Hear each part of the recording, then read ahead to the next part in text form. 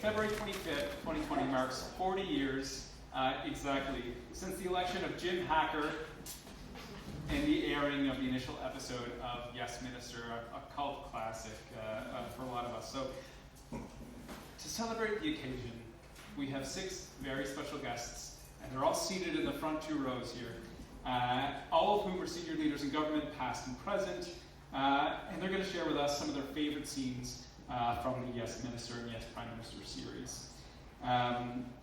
They're also going to share and reflect and kind of assess the series and share with us some lessons and really reflect on what has changed since February 25th, 1980 and what hasn't changed. In other words, we're going to try and assess the legacy of the series and measure the gap between the comedy and the reality. We're going to look at whether it's a sitcom or a documentary. So, to help us set the scene, I just want to ask a couple questions to you. Please raise your hand. Who here has never seen a clip or an episode of Yes Minister? Just show your hands. Okay, see about 5 or so folks. No gray hairs. Okay, another question. Who here has seen a clip or an episode of Yes Minister? Okay, and now keep your hands raised if you've watched the entire 5 seasons of Yes Minister. Okay, starting to feel like a Trekkie conference for a few of you, doesn't it? A Star Trek convention. So, one final note of logistics: we do want to have some kind of interaction, Q&A, because we don't have a formal kind of panel and then a Q&A session at the end. I think what we're going to do is we're going to take questions throughout the event. We have an app which we're taking questions through. All you got to do is open up your phone, go to slido.com, and enter the event code IPAC, IPAC. So I'll get your questions right on my tablet, and I'll kind of probably point on you to ask your question and try and match the rhythm of the event. So that's how we're going to take questions. Okay, great. So now I'm delighted to introduce our first guest, Graham Steele. So Graham, will you please join me up at the front? And please welcome Graham Steele.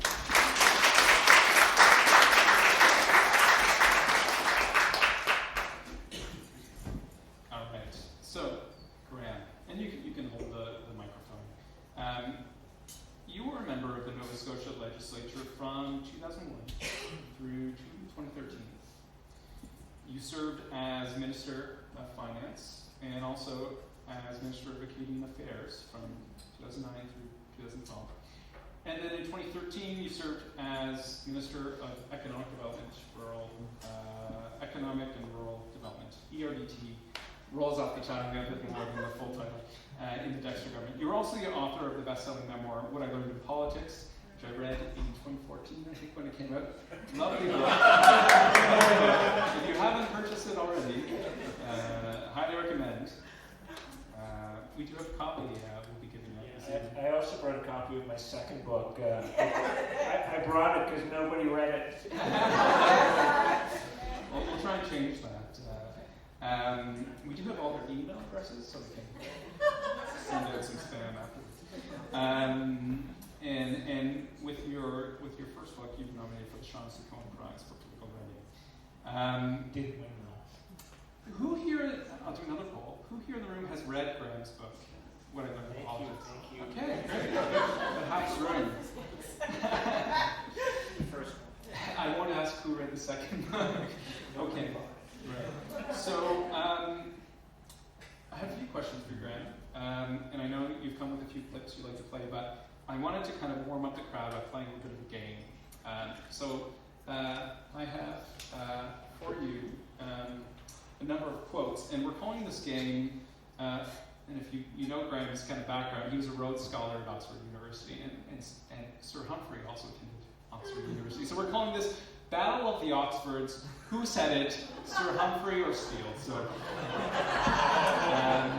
So first, I need 3 volunteers. Just put up your hand, or else I will pick you.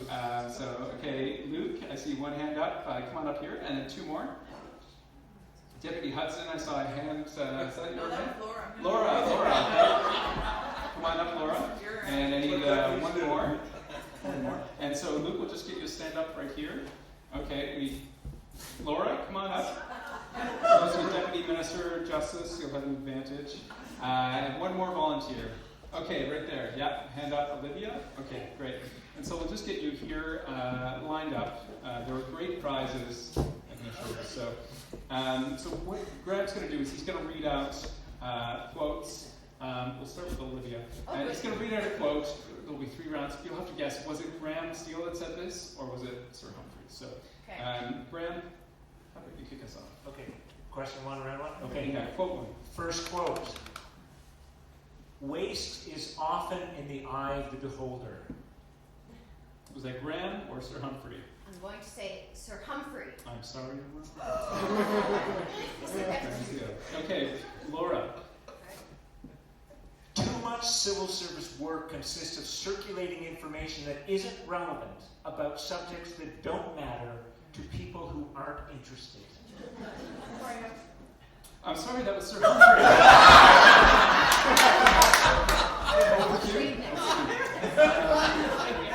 Luke DeCoste. This is great. Get some popcorn. Awesome. Government policy and political ideas have nothing to do with facts. That was Westminster. Correct, okay. Moving on to round 2. Can we lower? No, okay. We might can lower the words. We'll just. All right. Round 2. Spend money now to save money later. This is a favorite of the political left. The problem is the savings are vague in the future and rarely materialize. They can choose them, right? Let's go with Mr. Steele. Correct. Yes. Correct. Perception is reality. Since people vote based on what they believe to be true, it doesn't matter what is actually true. Graham. Correct.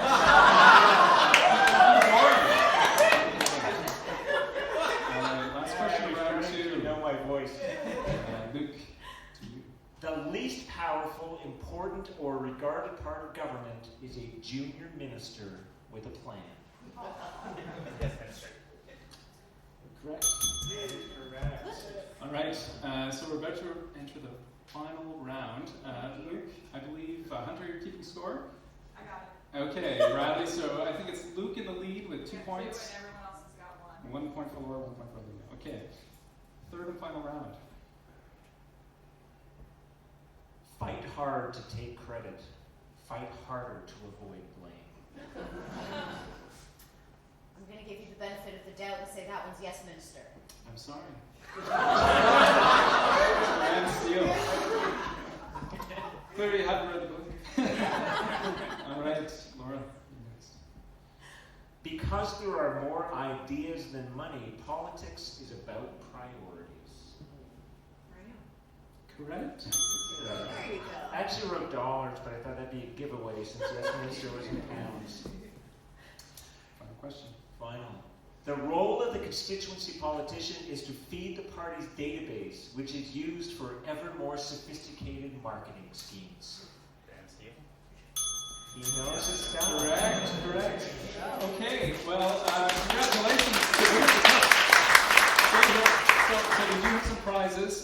In 3rd prize, I believe that's Olivia, we have got you a glass of port, a favorite of Sir Humphrey's. Nice. Cheers, everyone. Second place, Laura, we have got you a copy of Graham's book, What I Learned About Politics, and a glass of cognac, another favorite of Sir Humphrey's, so congratulations. And in 1st place, a copy of Yes Minister, the complete Yes Minister. I bought 2 copies on Amazon. One was a used, beat-up version for myself, and then another one was a clean, nice version. But I brought the wrong one, so you get the used version. And Scotch, another favorite of Sir Humphrey. So, round of applause.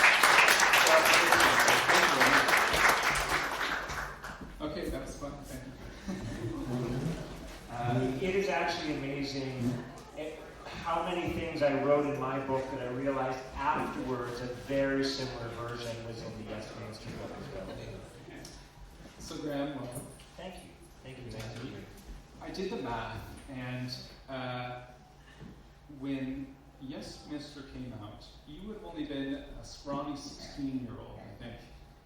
Before your That's Oxford generous, days. yes. Yeah. So when did you first come across the series? Can you kind of just like walk us through when you first kind of ran into Sir Humphrey? I am sure that I saw it not long after it came out because when I did my first university degree at the University of Manitoba. Any other grads from Manitoba? No grads. Oh, right there.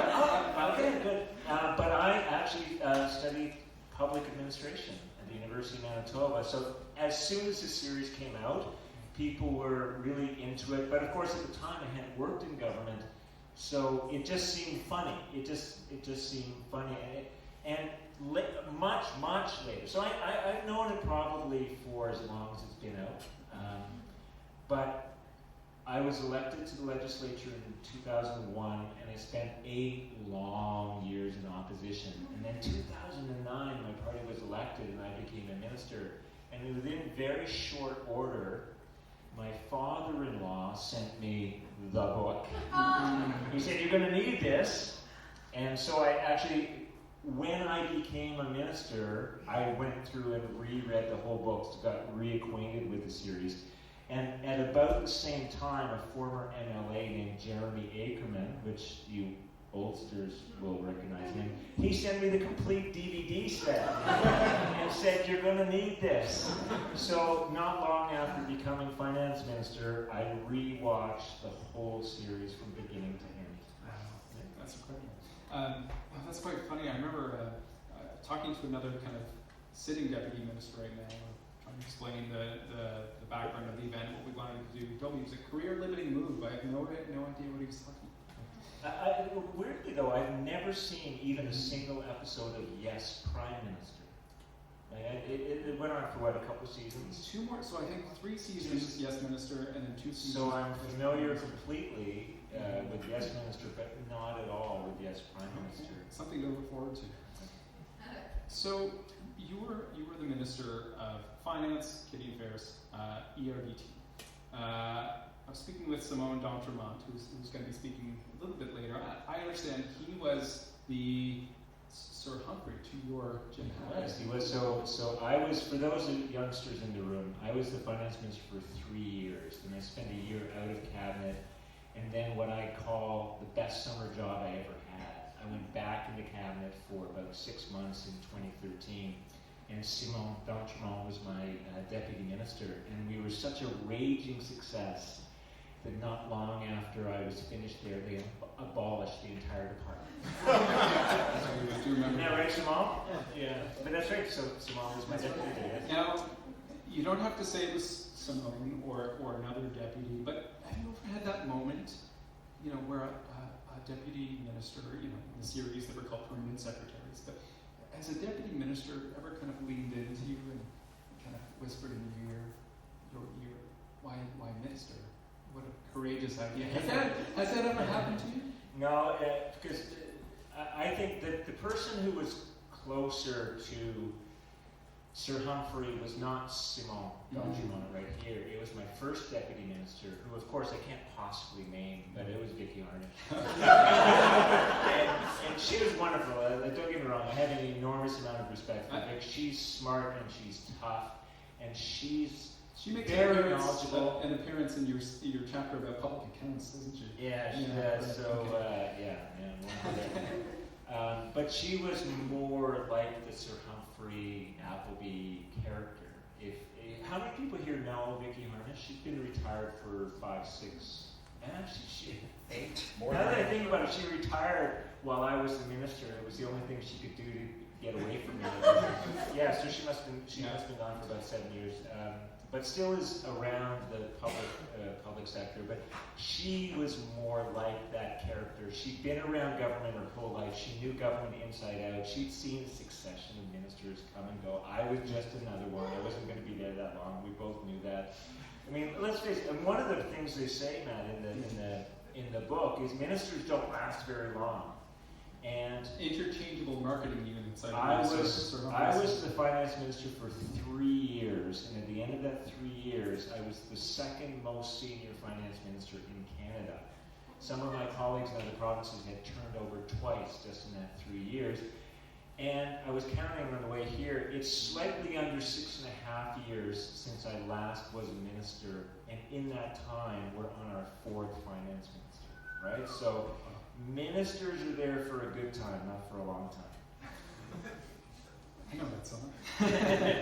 Okay, so you've got a clip. I understand you brought a clip that you wanted to share with us about walkabouts. I wonder if you can kind of set that up for us, kind of share the context. This is when I read the book, I said, that happened to me. And this is about, okay, I'm not sure where you're going to start the clip. That's okay, but a walkabout is when a minister goes walking around the department, because of course, politicians like to see themselves as people, you know what I mean? It's like you've just come off an election, you're walking on air because you've just been appointed to cabinet, you feel like the world is your oyster and you are with the people.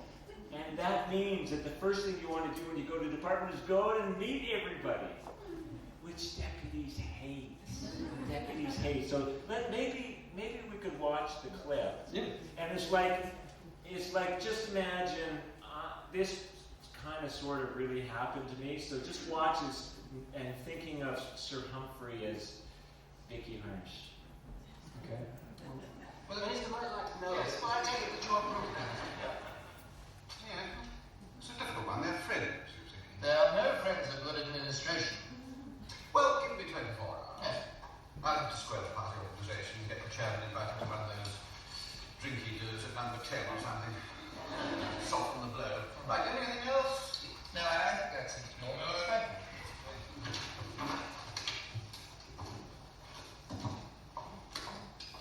Richard, I need your advice on this matter, mind. Thank you. And that I'm not happy about disciplining South Derbyshire. Oh, why not, miss? Instinct. Dr. Cartwright seemed to be trying to tell me something. I think I'll drop in on him. Oh, no, I wouldn't do that, Minister. Why not? Well, it is understood if ministers want to know anything, it will be brought to their notice. If they go out looking for information, they might, Find it. Sir Humphrey does not take kindly to the idea of ministers just dropping in on people, going walkabout, he calls it. The Queen got it? No, I don't think she drops in on undersecretaries, not in Sir Humphrey's department. What's his room number? I must formally advise you against this, Minister. Advice me, dude. Room 4017. Town 1 is right, second corridor on the left. I'm not back in 48 hours. Send out a search party.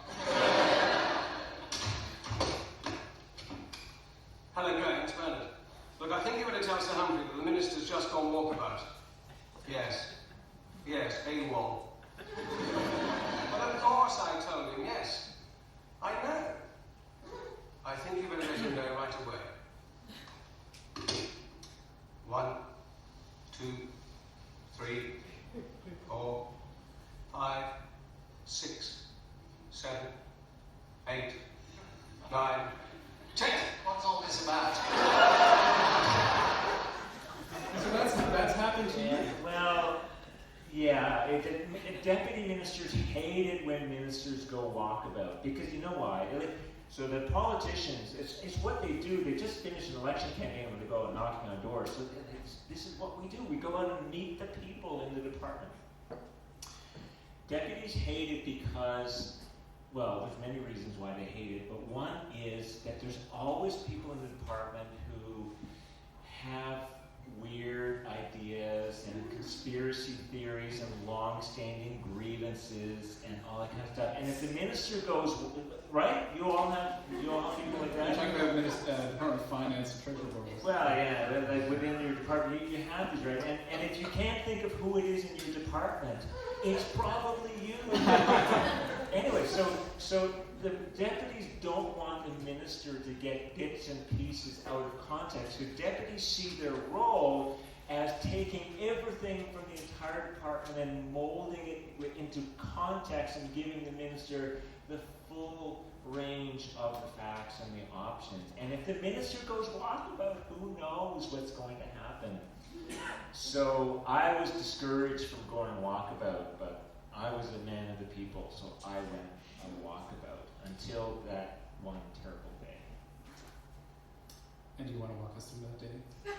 Oh yes, this is when I learned not to go walkabout without some preparation. And what happened was, this wasn't the first time I'd gone walkabout. The first few times was great. I really enjoyed it. Got to see the department.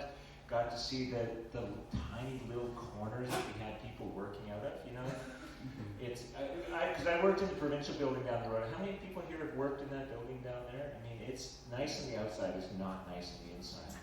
Do you know how many mice there are in that building?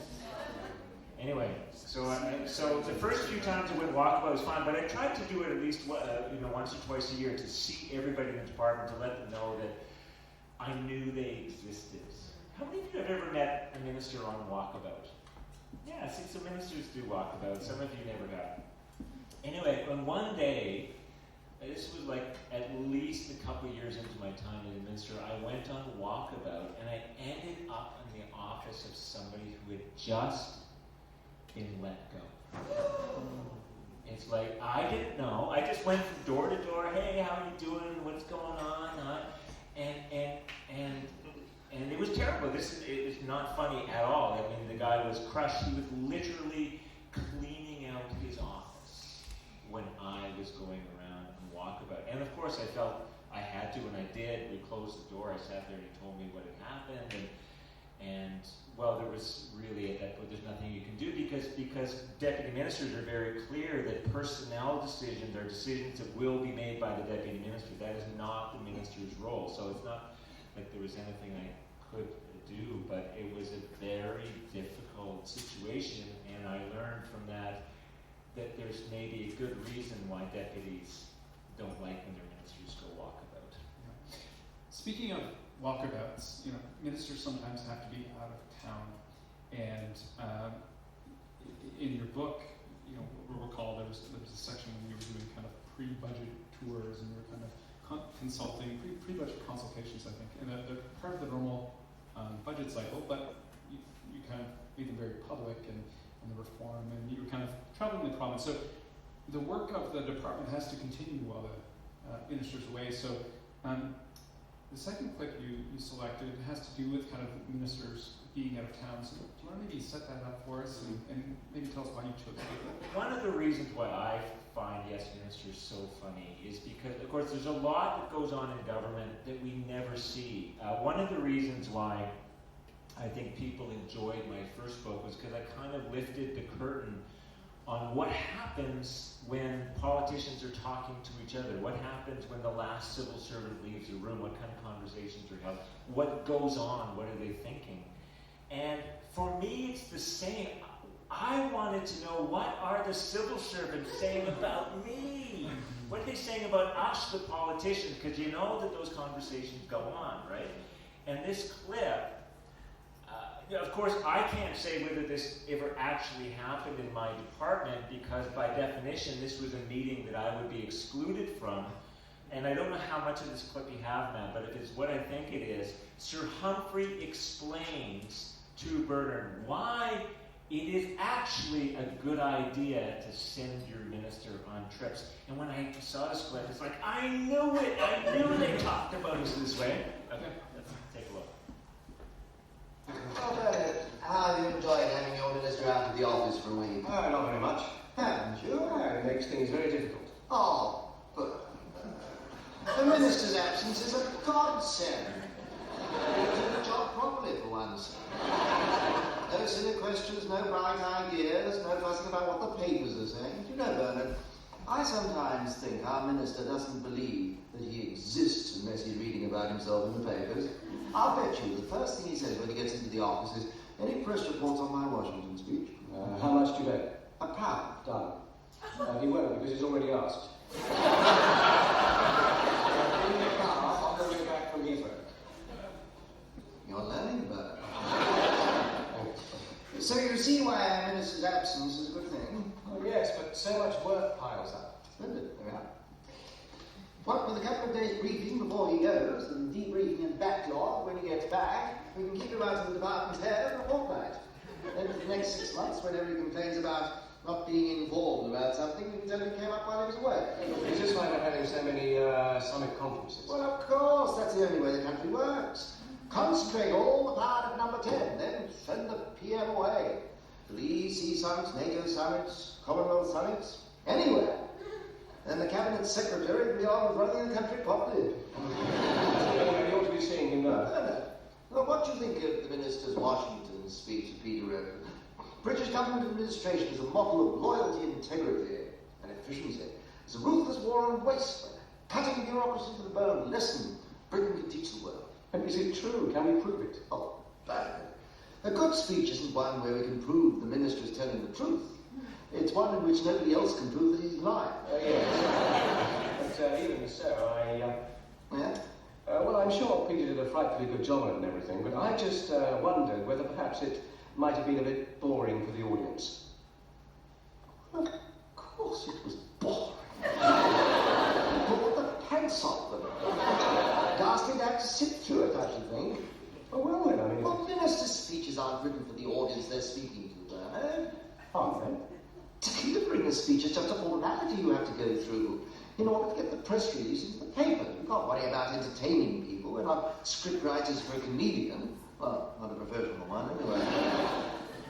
I just love that clip because you know this is one of the reasons why this series is so good because it goes from the benefits of sending ministers away on trips to how to write a speech for a minister. Well, of course it's boring because the purpose of a ministerial speech is just to justify the issuance of a news release, right? That's the only reason you do it. So you're not there to entertain the audience. And I delivered a lot of boring speeches in my time. So I just love that kind of thing because that rings true to me. And although it's comedy, Matt, although it's satire, it's like, yeah, that's the way it works. And that's the way civil servants talk about us. So, this is a series that stars a trio of middle-aged men. There's no sex. This is a fairly dry topic. Why do you think we're still talking about the series 40 years later? To me, the reason is that there is comedy inherent in our political system, and that is that we have non-expert ministers who have very little or no knowledge, but they have the authority, and you have civil servants who have a lot of knowledge but don't have the ultimate authority.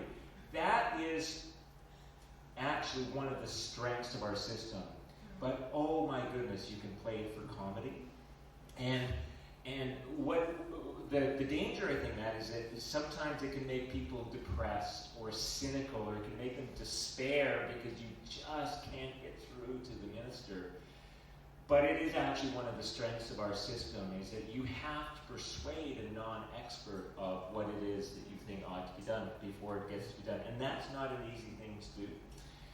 And I think we're talking about it because as long as we have the political system we have, that tension is always going to be there. And the writers of the series just brilliantly put their finger on the comedy that is inherent in the way that we run our government. And so as long as we have the system of government, yes, minister is going to be relevant. And one of the things I've done since being invited here is just on Twitter, every once in a while, I'll just search for the phrase, yes, minister. And every day from around the world, there are dozens of people writing tweets with the phrase, yes, minister, in it, because people are recognizing scenes and personalities and the comedy in events happening every day in democracies around the world. We were talking about this just a few minutes before we started. So, as you know, a year and a half ago, nobody else knows, but I started up a robot account on Twitter.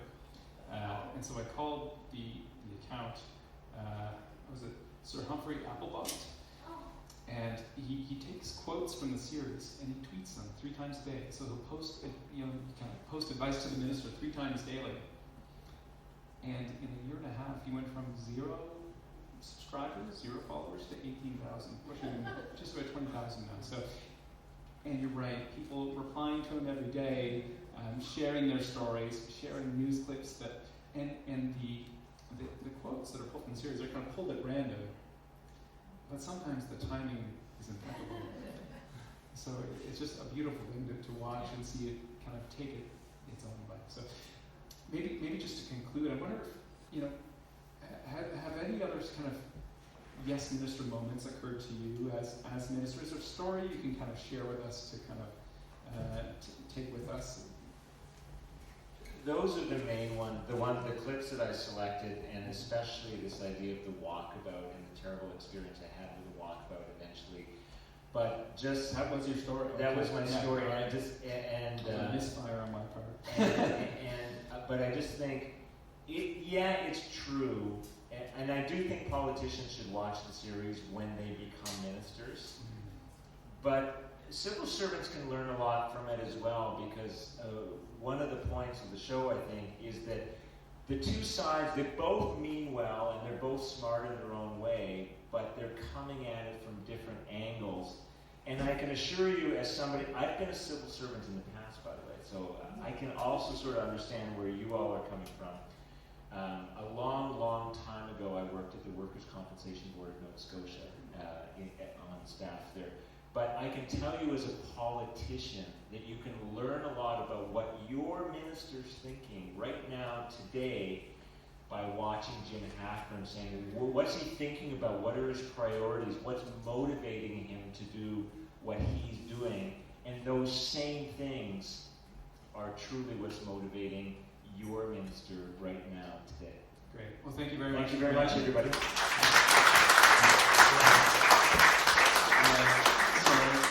That was wonderful. So we're going to keep the show going. All right, it's our next guest is Deputy Minister Simone Dontramont. So please welcome Deputy Dontramont.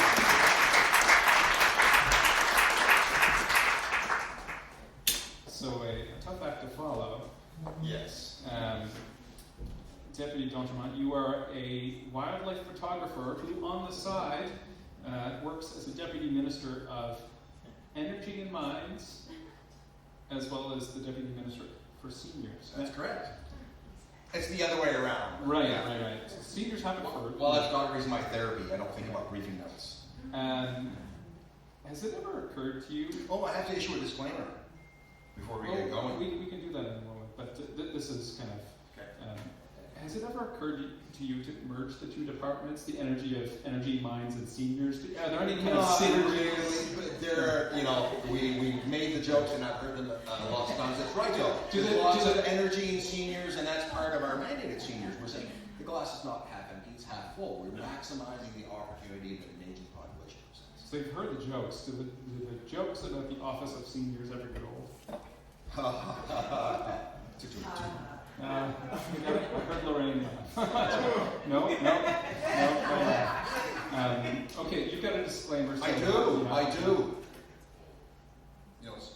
As in the show, seniors, deputy ministers, and so on are always I'll keep on doing. They're always covering their derrieres, and being conservative and everything. So. I'll continue on with your bio while you kind of dig up. Sure, no, I've got it right here. Okay, great. Given that Graham was my minister, what follows here is fiction.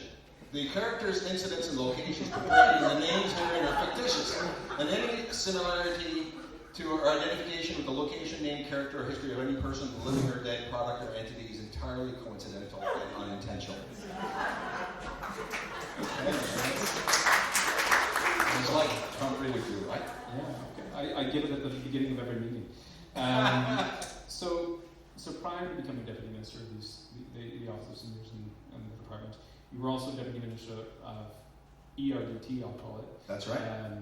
And previous to that, you worked for the federal government for 17 years. I did. In various areas, Health Canada, Industry Canada, and PACOA, each with their own kind of cultural differences and experiences. So I guess, my first question is, how true to life is the series? Are we watching a documentary, or is this truly fiction? To your disclaimer, kind of where does it fall on that spectrum? I think the brilliance of the program and its comedy was the fact that in everything that they exaggerated, there was a hint of truth. There was a little bit, it had to have a little bit of credible truth to be funny, that you took it. If you exaggerated something that never could happen, it wasn't funny. So for me, it was my interest in, go through YouTube clips and stuff like that. And one of the things I was looking through was mining it for the glimpse of truth, just being very realistic in what parts of that was actually happens in some way. And so does, you've been a deputy for some time, you've had those 17 years with the Federal Civil Service. Does the series come up? Like, how often does it come up on an annual basis? Do you hear it? No, we don't really. Not on a regular basis, but I think we, when we're making jokes, we make similar jokes to the jokes there. It's a good platform. Right. One of the Graham spoke to the difference between the elected officials and the professional civil service, and there's expertise and kind of tenure on one side, and then there's kind of decision-making power, but not always as many years' experience. And then one of the other kind of distinctions is on the elected official side, you get to make decisions. You set policy, and deputy ministers like yourself and your departments implement. So, one of the clips you chose, and I think it's an incredible clip, and in fact, Lorraine flagged it as a great clip. You stole her clip. That was her first choice. So, I think it says something that the two of you arrived at this next clip independently. I wonder if you can just kind of set it up and arrive, share with us why you chose this clip. We'll watch it, we'll talk about it, but just maybe set it up. Sure. I chose it. It's a bit of it's a clip around what do the bureaucrats really think about the policies they're implementing on behalf of their political bosses who have the authorities who've been elected by citizens to make the policy decisions and set the directions. And the current context for this is if you go down to the States, it's safer for me to talk about U.S. politics than Canadian ones or Nova Scotia ones. We have immigration judges who are leaving the public service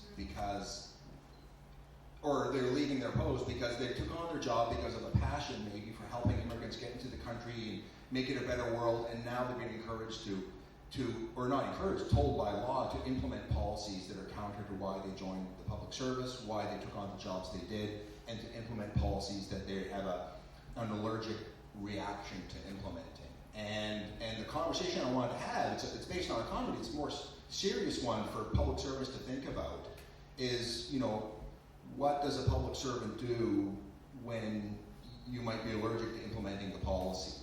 And this is playing out more in the States. We'll talk a bit more after the clip about how it plays out maybe in Canadian or Nova Scotian context versus the U.S. one right now. But the U.S. one is exaggerating the context. Great. Okay, let's see the clip. Minister, government isn't about good and evil. It's only about order or chaos. And it's in order for Italian terrorists to get British bonds. And you don't care. It's not my job to care. That's what politicians are for. My job is to carry out government policy. Even if you think it's wrong. Well, almost all government policy is wrong. Frightfully well carried out. Humphrey, have you ever known a civil servant to resign on a matter of principle? I should think not. What's an appalling suggestion? The first time I fully understand that you are purely committed to means and not to ends. Well, as far as I'm concerned, Minister, and all of my colleagues, there is no difference between means and ends. If you believe that, you will go to hell. Minister, I had no idea you had a theological bent. You are a moral vacuum. If you say so, Minister. It's time for your lunch appointment, Minister. You're keeping very quiet, Bernard. What would you do about all this? I will keep very quiet. So, Minister, may we drop this matter of the arms sales? No, we may not. I'm going to tell the President, personally. Make an appointment for me, would you, Bernard? This is just the sort of thing that the Prime so much to know about. I assure you, Minister, this is just the sort of thing the Prime Minister desperately wants not to know about. We shall see about that. Indeed, we will. What's the matter, Bernard? Oh, nothing really, Sir Humphrey. You look unhappy. Well, I was just wondering if the Minister was right, actually. Very unlikely. What about it? About ends and means. I mean, will I end up as a moral vacuum, too? Oh, I hope so, Bernard. If you work hard enough. Don't you feel rather downcast? If it's our job to carry out government policies, shouldn't we believe in them? What an extraordinary idea. Right. Bernard, I have served 11 governments in the past 30 years. If I believed in all their policies, I would have been passionately committed to keeping out of the common market and passionately committed to going into it.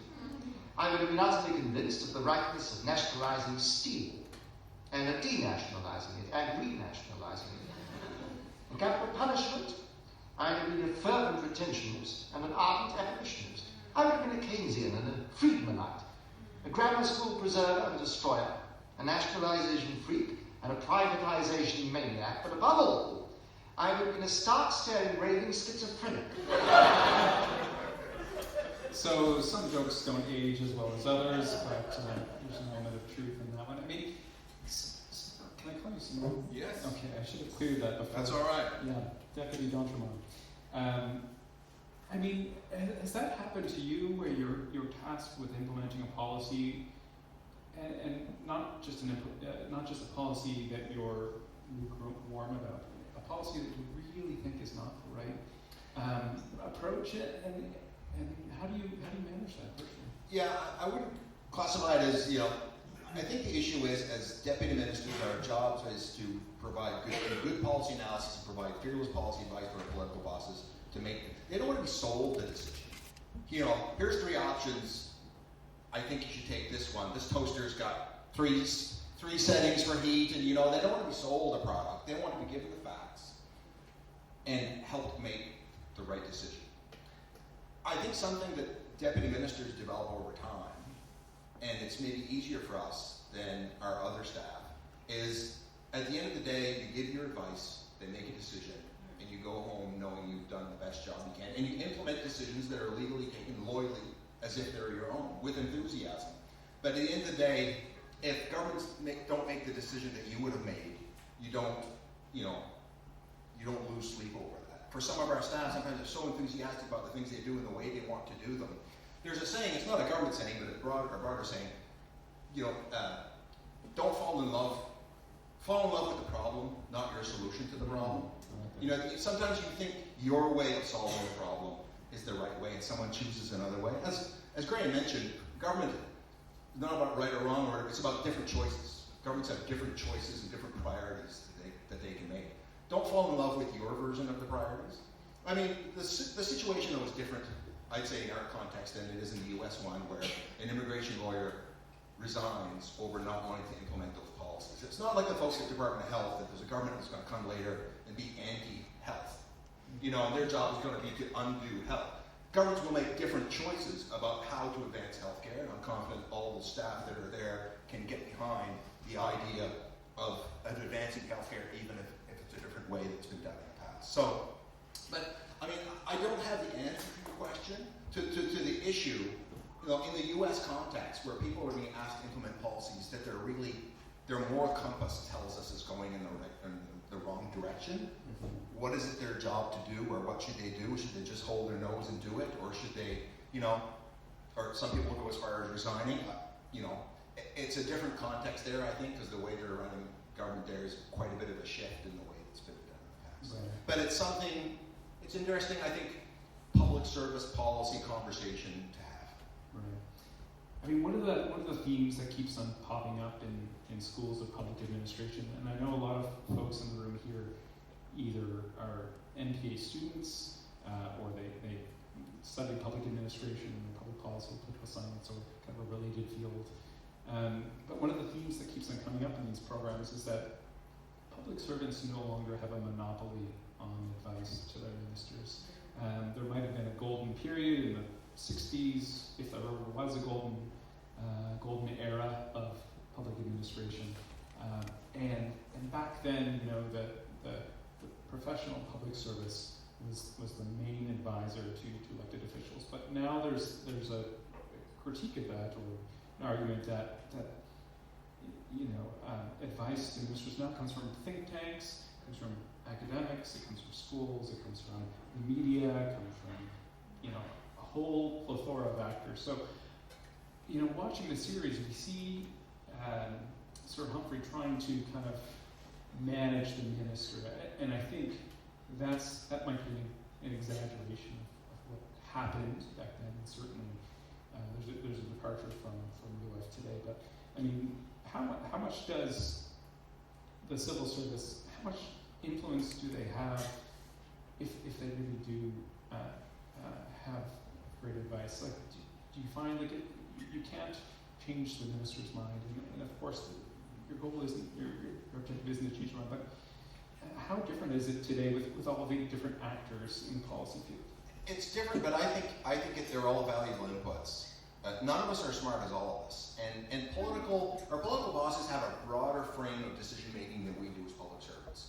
We give them advice of what the department thinks, maybe a broader view of what policy advice from different departments think, but their context is very, very broad in terms of their constituents and alignment with their political platform and a number of things. So their context is different, and all those inputs I think are important. The role of the deputy minister in part is like being a translator. We need to we're kind of the sandwich in the middle between the political world and the public service.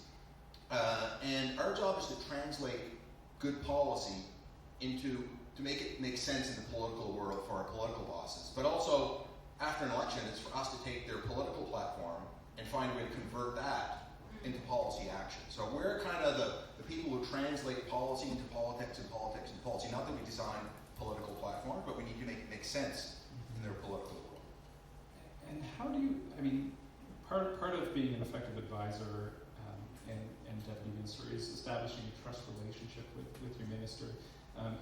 Series like these portray the deputy as a kind of managing, all-knowing kind of character, which might undermine that kind of trusted advisor relationship. How do you establish that?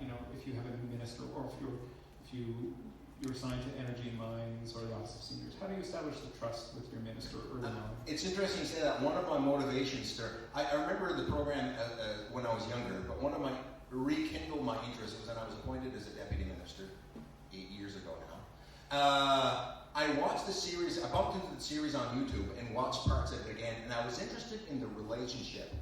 Because I remember, my memory of the program is telling me about the stiff relationship between yes minister, yes deputy, between the deputy and the minister, and I was interested in mining it is that the way the relationship should really be?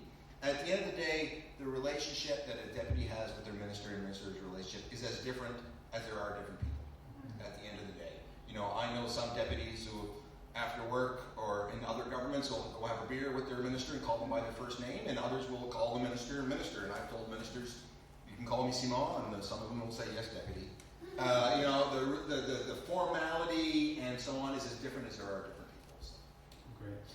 Thank you much. Thanks very much.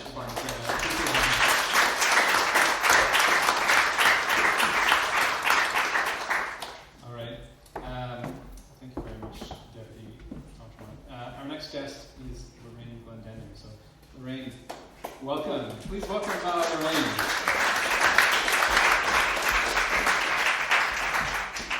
So this truly is the ERDT reunion. So Lorraine, you began your career in government as a very junior minister. Not a minister. Very junior person. Oh, jeez, I can't read, can I? A very junior member of the Irish Government Rainbow Coalition Press Office. You worked for the Red Bit in the Rainbow. The Democratic Left, it was called then. During your time there, you witnessed the early part of the peace process, the end of the IRA ceasefire at Canary Wharf. You witnessed the Clintons visiting. You witnessed a 6-month Irish presidency of the EU. You saw the election of Tony Blair, including being yelled at by his press secretary, Alistair Campbell. Highlight of my career. No kidding, yeah. And I think there's another series in the UK based on kind of ministerial kind of public administration, more contemporary, but has an Alistair Campbell type character. Think of it, right? And there's a rumor that that he's based off Alistair. It's based off of Alistair, yeah. And it was the other rumor is that it was funded by Peter Mandelson, which apparently is not true. But No. So after that, you spent some time in Crown corporations, in the private sector, before heading back to the Prime Minister's office to help establish the National Centre for Workplace Partnership and Performance. A theme we'll come back to. You came to Canada in 2005. Your first job working as a researcher with Nova Scotia's NDP. I was Graham's researcher. Really is a reunion, isn't it? Yeah. I used to sit behind Graham at public accounts, and Graham would ignore my questions that I had spent all weekend writing. I would just like to point that out. Carry on. But I think if you read Graham's book, one of his criticism was that they wouldn't answer the questions anyway. And so then you moved to the provincial government, to what was then ERDT, and you worked for the broadband for Rural Nova Scotia Initiative for 2 years, and then trade development. After a stint at Treasury Board office, I think where I met you, we had an office across from each other. You moved to Service Nova Scotia, Internal Services it's now called. And that's where you are today. You're the Director of Strategy and Performance. That's correct, yes. Okay, we covered it. That's Okay. my long and varied career in the public service. That's quite a career. So you have a kind of unique background. We haven't got to Kevin yet, but you've lived in Europe, right next to the UK. Tell us maybe how you first came across the series and when it first entered your life. Well, it was from the beginning, and in Ireland we had BBC. You could get BBC, and it was required viewing for Irish people. And Yes Minister was required viewing as well, because we were always watching them to see, because they were always at it, as the Brits. They were at it at something or other. But so we watched British television and listened to British radio very intently. And just to give you a bit of context for the series, I mean, it was started in 1980. Margaret Thatcher had just swept into power, and she set about dismantling British society as it existed after the war. So she had a great privatisation scheme. She was destroying the miners' union. She was closing down the collieries. She was selling off all the social housing stock. She was privatising the assets, and then in Ireland it was the hunger strikes and the supergrass trials and the shoot to kill policy that the RUC were undertaking at the time, and her attitude towards the Troubles and towards Sinn Féin IRA was extremely strict, and she didn't think they were political prisoners. She forced them to become common criminals, all that kind of thing. So it was a really, really, really tumultuous and strange period, and there was huge poverty. It was the 80s were shit. Like anyone who complains about how the world is now really needs to go back and look at the 80s, because they were pretty awful, And so it was in that context. One good thing from the 80s. Yeah, well, it was in that context that this was this little spark of joy, right? It was this little spark of these men who were like the problem, really, but it was an opportunity to kind of laugh at them every week. And it was Spitting Image was the other show that was, I don't know if you've seen that, with the puppets. And the Spitting Image, of course, had the Americans in it as well, because while all this was going on in Europe, you had Reagan and all that stuff, right? So that's the context. So yeah, it was required viewing, and in my house it was absolutely required viewing, because my father was a veterinary surgeon, and his nemesis was the Department of Agriculture, and so we always watched it, and then we had to listen to that going about the Department of Agriculture. So you've had a great career in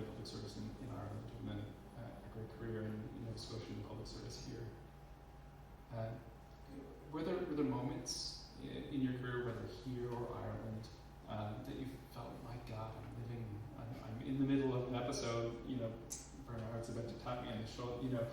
Has it happened to you where you said this is straight from the series? Well, there were many. And the one I'm going to talk about, it's just a funny story, but it's the one I always love to tell because so it was in 1995 and the Clintons were coming to Ireland, and it was a really big deal because we had stopped shooting each other, and as a reward, Bill and Hill were coming for a party, and it was such a big deal. So we were so excited, so then the planning started, and I was the most junior person on the planning team. And a plane load of Americans landed, and there was like 70 of them, and they all were like 6'4", and they had really white teeth, and nobody in Ireland had white teeth at that stage. And we used to sit in this conference room, and they would go through this endless list of details, and we would just sit there and be told how it was going to be by these Americans. And so it was great, and then it was okay, and then it was getting really annoying, and then it was just like, it's our country, and then it was, and then we just all sat there, mule silence. And then one day we were going through some aspect of security, I think we were talking about manholes or something, and we were going to have to seal up all the manholes in Dublin city centre, and the head security guy said, we're going to need some sniffer dogs, and we were like, sniffer dogs, and he's going, well, we're going to need 12 teams, and we're like 12 teams. Of sniffer dogs? Or? Of sniffer dogs, yeah. And then the guy from the Garda dog unit, the Garda are the police in Ireland, the guy from the Garda dog unit went, lads, I'm very sorry now, but we're in the middle of a bit of transition with the Garda dog unit, so some of the lads have retired, unfortunately, and some of the young pups now, we haven't actually done the explosives training on them yet. We have the drug thing going on, but we have Bessie, and she's a great girl, and Bessie is fully committed, and we do a great job. Bessie's like the matriarch, and they were like, is Bessie a dog? And they were like, yes, of course she's a dog. Anyway, so figured out and the Americans were like, okay, we'll bring in our own dogs. And you could just see the Garda dog unit guy, he was crushed. And we were all crushed for him. And then this little hand went up at the very back of the room. And it was this guy who hadn't spoken, I think, ever before. And they were like, yes. And he's like, Department of Agriculture, Disease Control Division. Ireland is a rabies-free environment, and we have a 180-day quarantine for canines coming from overseas, and as the Clintons will be coming in 152 days, there will be no dogs coming from America. And the Americans were like, are you serious? And we were like, oh yeah, sorry. Rabies-free zone. Bessie did a fantastic job. And at the very end of the last night, we had this big party, and at the very end of it, the Americans gave a little plaque, and it was Dog of the Year. But it was just that moment where we were just like, you know what? You are not getting everything your own way. Oh man, the drafter of that legislation must have been so proud. Department of Agriculture, though. My dad would have said. Probably some help from the Department of Justice. So, earlier in your comments, part of the problem was all the kind of the old men. So you've selected a clip from us from an episode of Yes Minister, season 3, episode 2, called Equal Opportunities. You know, maybe set that up for us, and we can talk about it after that too. So, at the beginning of this episode, Hacker is being interviewed by a young woman who's writing for the Spoon newspaper, and she challenges him, and she says, so what have you done really? Like, can you point to an achievement? And he can't, of course, because it's Hacker. And then he gets all worked up about it, and then his wife sees the opportunity and pushes for equal opportunities for women, and so he decides that he's going to introduce a quota of females in the civil service, and then he tells Sir Humphrey. So Sir Humphrey is desperately trying to stop this from happening, and this scene is the DM's meeting, which, as we know, happens here every Monday morning in Nova Scotia. I'm not saying this meeting is like this at all. It's just from 1982, so I'm sure it's all changed since then. But I just thought it was really wonderful. It's really good. It's a really good little scene. All right, that's okay. And so, gentlemen, my minister is set on creating a quota of 25% women in the open structure, leading to an eventual 50%. Parity, I see. Yes. Well, I must say that it seems right and proper to me that men and women be treated fairly and equally. And I think I speak for all of us when I say that we all feel that in principle there should be such targets set and goals achieved. Well, Mr. I'm fully in favour of this idea. We must have some positive discrimination in favour of women. Of course, it wouldn't work with foreign colonies. That's for obvious reasons. We couldn't post women ambassadors to Iran or any of the Muslim nations. Most of the third world are not so advanced as we are in connection with women's rights, and as we have to send diplomats to new postings every 3 years, this idea is obviously not for us, but I do approve the principle. Yes, me too. I'm all in favour of it. I think we need the feminine touch. Women are better at handling some problems than men, no doubt about it. Of course, we will have to make an exception as far as the Home Office is concerned. Women are not the right people to run prisons or police. And quite frankly, they wouldn't want to do it anyway. But you do agree with the principle? Oh, yes, one question. Peter? Well, yes, the same applies to defence. Alas, all those admirals and generals. And it would be possible, of course, to appoint a woman as head of security, for instance. And would have to become head. Yes, defence is clearly a man's world, like industry and employment. All those trade union leaders. But what about the DHSS, John? Well, I'm happy to say that women are well represented near the top of the DHSS. After all, we have 2 of the 4 deputy secretaries currently in Whitehall. Not eligible for permanent secretary, of course, because they're deputy chief medical officers, and I'm not sure they're really suitable. No, that's unfair. Of course, women are 80% of our clerical staff and 99% of typing grades, so we're not doing too happy about them, are we? And in principle, I'm in favour of them going to the next top. Good, good. Well, I think the feeling of the meeting is, in principle, that we're all thoroughly in favour of equal rights for the ladies. It's just that there are certain special problems in individual departments. Now, what about this question of the quota? Frankly, I have to tell you that I'm against it. We must, in my view, always have the right to promote the best man for the job, regardless of sex. Speaking as an ardent feminist myself, I think in recruiting the right sort of women, married women with families tend to drop out because, in all honesty, they cannot give their work their full single-minded attention. And unmarried women with no children are not fully around people with a thorough understanding of that. So that in practice it's rarely possible to find a fully rounded married woman with a happy home and 3 children who's prepared to devote her whole life, or virtually her whole life, to a department. It's catch-22, really. Well, catch-22, subparagraph A. Yes, I think we must ensure that our respective ministers oppose this quota idea in Cabinet by drawing our own ministers' attention to each department's own special problems. But we will, of course, recommend the principle of equal opportunities at every level. Principle. Yes. May I say just one more thing? Through the chair, I'd like to add that my minister also sees the promotion of women as a means of creating greater diversity at the top of the service. I think we should stress when briefing our ministers that, quite frankly, we've got to find a more diverse lot than us. Absolutely. A real cross-section of the nation.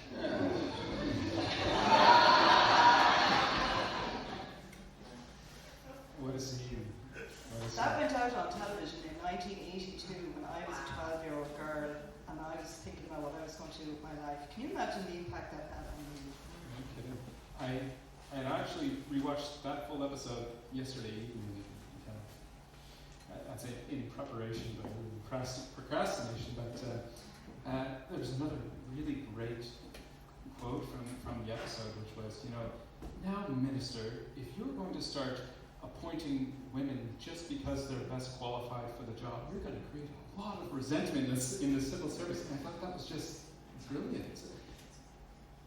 And so, watching that scene, speaking with you, based on your experience starting out your civil service career, how have things changed, or how have things not changed? And have you noticed a jump between Ireland and Nova Scotia, or has this changed time-based, or you're really surprised at how little changed? I think the demographic of the civil service in the Britain and the UK. I mean, 10 years after that aired, Stella Rimington became the head of MI5, which is at the M that they're talking about. So M did become F in 1992, and there's been 2 M's since then, female M's since then. So it's completely different now. It's completely different. Ireland's completely different here. The demographics are different. Women have, broken through. The problem now is people are saying the same thing about equity candidates, and they're saying the same thing about people who have disabilities, and so the conversation hasn't changed. Just the people who are having the conversation have changed slightly. So that's really I thought it was funny because it's old school, but I also wanted to play it because I feel like it's still really true. It's just not necessarily a bunch of old white guys saying it now. Yeah. A few people in the room who haven't seen the series yet, and there will be people joining the civil service over the next years and decades who will be introduced to this one way or another. What should they take away from the series? If you can kind of draw kind of one conclusion, when they're watching it, what should they feel? I don't know. I mean, I've been thinking about this. So it's very interesting because the whole point of the show is the push and pull between inertia and progress, and how the civil service is all about stability and order, and how that is a great thing, but it's also we're not able to innovate and all that kind of stuff that we're always hearing about. But if you look at Britain now, I don't know if any of you follow politics in Britain now, but the civil service is tearing itself apart at the moment in Britain. And last week we had Priti Patel, who is the Home Secretary, who had people pulling all-nighters, and civil servants ended up having to go to the hospital, and she's trying to oust her permanent secretary because of the way the policies are being driven through, and so that's no good either. So I think we do it really well here. I think we are a small community, and we just sit down and solve problems, and we, it's not formal here. So I think I come to bury Humphrey, really. I don't think I come to praise him, really. Lorraine, thank you very much.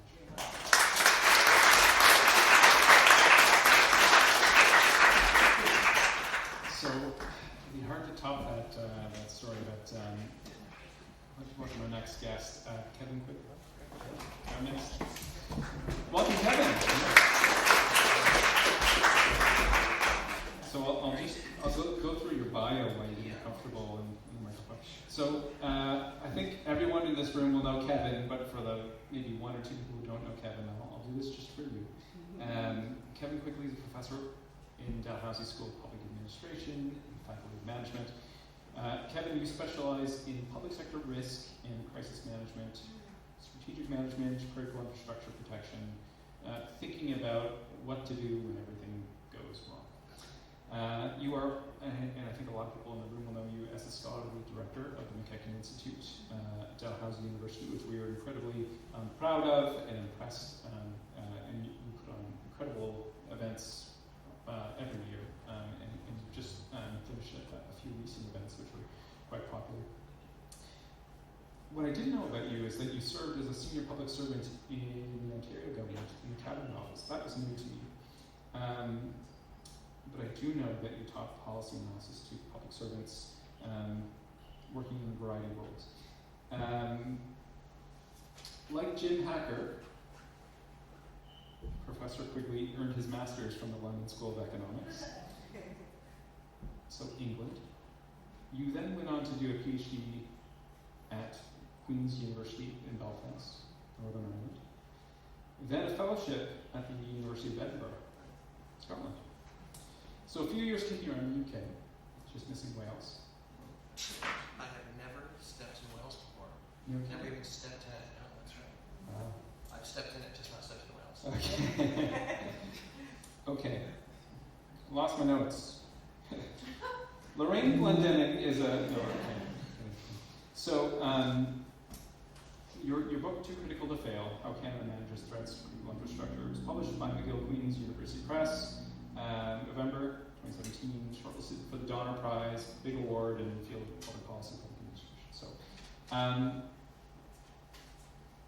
Kevin, you know, on going back to that question, on the kind of spectrum between documentary and you know, fiction, where do you think the series falls in your perspective? Documentary. Yeah. And so one of the ways these clips propagate to generations is through MPA classes. So I understand you use clips like these in your MPA classes and your public policy classes. Why do you use this series? So, well, I say documentary, obviously I'm being facetious, but I say documentary because I'm going to pick up on Lorraine's point that it was an incredibly serious time for public administration. So here's something that's been profoundly disappointing for everybody in this room. Public administration is not always the sexiest topic outside of the public administration community, all right? No, believe it or not, right? Not everybody thinks it's the sexiest topic. And in fact, some of the biggest reformers who inspired books and grants and research projects, etc., when they came to write their memoirs, would often talk about public administration reform in one page. It doesn't really get a lot of attention. I love this series because it takes public administration very seriously. I mean, it's funny, but it takes it very, very seriously. And I absolutely agree, there's got to be a nugget of truth in it in order for the joke to work. So I wouldn't say that I think it's funny, but I use it as a teaching tool because for me, it represents a very dramatic period in public administration that gave public administration, however disappointing and depressing it might have been living through it, it gave public administration scholars a heck of a lot to think about. Because there's pre-Margaret Thatcher and there's post-Margaret Thatcher, and they're so different. They're so different. And it's really rooted in a profound distrust of the public service and breaking up the monopoly that the deputy had on information. And so a lot of those changes, and we live with them today. So I think this is one of the reasons why it resonates, because privatization, outsourcing, league tables, citizen charters, all of these things to try to put more information in the public domain, to break up the monopoly of information of the deputy. These are all legacies of that period that I like. Now when governments think about doing things, of course it takes some time. Would their first question be, you know, how many public servants can we hire to, you know, build this bridge? Or would they immediately think, who's the private sector partner? Now we can call them partners, right? They're sort of sharing responsibility with us. Like the whole language of government has changed so significantly since that period. And so I think that for me, it's just a very dramatic period where a lot of things changed. And I don't think you can overstate it really. And so when we think about partnering with the private sector, the public servants being the sort of policymakers but not the doers, etc., a lot of these reforms happened in the 80s. And so for me, a series like Yes Minister works because it happened in a moment. It's not about the 80s. The Yes Minister is about the 70s for me. It's about profound public sector failure in the 70s that led to dramatic change in the 80s. And there was no changing, rolling that back. And so I love it for that I think, so love her or hate her, with Margaret Thatcher, she gave public administration scholars a lot to think about. And I think it was quite profound. So that's why I'm really enjoying the show, because it's mocking the characters of the 70s that brought about that dramatic change in the 80s. Yeah. So, you know, one of the themes that comes up in the series again and again is discretion, you know, keeping decisions on the inside, and one of the changes you get kind of following that is, okay, you know, we're going to open things up, you know, we're going to let the public in. So, you know, your first clip, by the way, you broke the rules and you gave us a clip that's not from Yes Minister, from Parks and Recreation, but he did also choose a Yes Minister. So maybe, do you want to send the first clip? Yeah. Sure. So when I use these clips in my class, and in fact, the day that you invited me to come was actually a day I was going to go and give a lecture using these two clips. So I use these two clips back to back, and like any good psychologist, teaching is a bit of psychology. You got to start with where the client is, and so starting with Parks and Rec is maybe a little easier when you're teaching an MPA class today than starting with Yes Minister, which looks like a bit of ancient history to a degree. Although Parks and Rec's a little bit old too, but anyway, Parks and Rec. There's a clip here about public engagement, and so I think it's a nice place to start, because Parks and Rec is playing the same game the Yes Minister's playing. It's mocking issues around public engagement. And how do we do public engagement? I'm sure many public servants in the room are familiar with the challenges now of your minister saying we need to do more public engagement, we need to do more town halls, but how do you do it? And how do you do it effectively? And that's a very significant public management challenge to do it in a meaningful way. So that's the setup for this particular clip. Keeping in mind the theme tonight about Yes Minister, then I'll get to Yes Minister in a minute, but this is the clip. What I hear when I'm being yelled at is people caring loudly at me. Now, I have a few things I want to say about Laura Glendenning. There is a disturbing lack of benches in Rankin Park. I want to sit more. I found a sandwich in one of your parks, and I want to know why it didn't have mayonnaise. What's so funny? Oh. What are you, some kind of moron? Why don't you have hand dryers in the park bathrooms? They're so much more sanitary than paper towels. Anyone knows that. Ham and mayonnaise. Ham and mayonnaise. Ham and mayonnaise. Except for turnip. Except for turnip. My daughter's 5. Well, your daughter is an idiot. Her daughter is an idiot. Her daughter is an idiot. No. Her daughter is an idiot. Up and shut down. Who's going to stop Al-Qaeda? But isn't all food bad for you? I've been eating lasagna and muffins every day of my life for 40 years, and I feel terrible. How do you like it? How do you like that? Stand next to your holy coffee.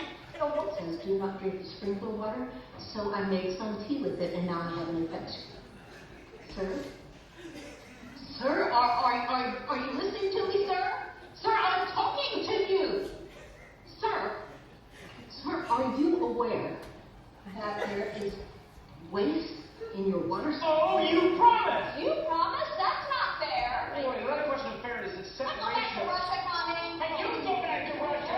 You go back to where? What's next? Income? Sir, you don't pay your income tax? Whether or not I pay income tax is none of the government's business. Actually, it is. Well, you don't know my name or what I look like, so good luck finding it. How do we know he really lives? Why don't we just set fire to the fence? You know, set it ablaze. That's arson. Well, let's leave that up to lawyers. The point is, it would work. This that's happening here is not allowed. Okay, good choice. So what is that? What are you showing us? How do we get to Yes Minister from here? Yeah. So I think one of the things I really like about this clip, first of all, it's a show that my students can identify and relate to, and it's funny, it's exaggerated, but there's a kernel of truth in it as well. But how do we do meaningful public engagement, and how do we deal with the hysteria? And is this really what democracy looks like? I mean, this is chaotic and this is crazy. I'm just wondering, is that what the pre-budget consultation looked like? Was that reasonable? Not exactly. Yeah.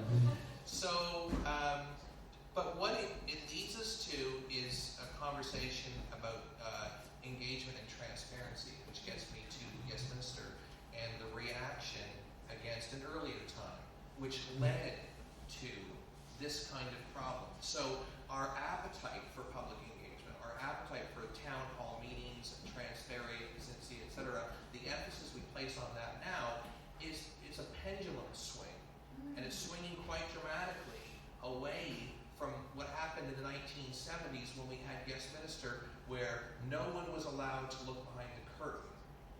And so that's what leads to this second clip. We can get to the second clip, where the issue here, I'll just mention, it's about, they made reference to Seveso and a chemical spill and an explosion that was very dramatic, killed a lot of people, and someone comes to see the minister to ask about an inquiry, about maybe there should be an inquiry because she thinks the water is contaminated in her particular community, and she thinks it's something like the chemical that was contaminated Seveso. It's not always clear when she says Seveso, so I don't make that point. So keeping in mind, I want to talk about transparency and engagement. How did we end up with Parks and Rec? It's because we had this problem 40 years ago. The yes minister was trying to bring to our attention the lack of transparency in the public service.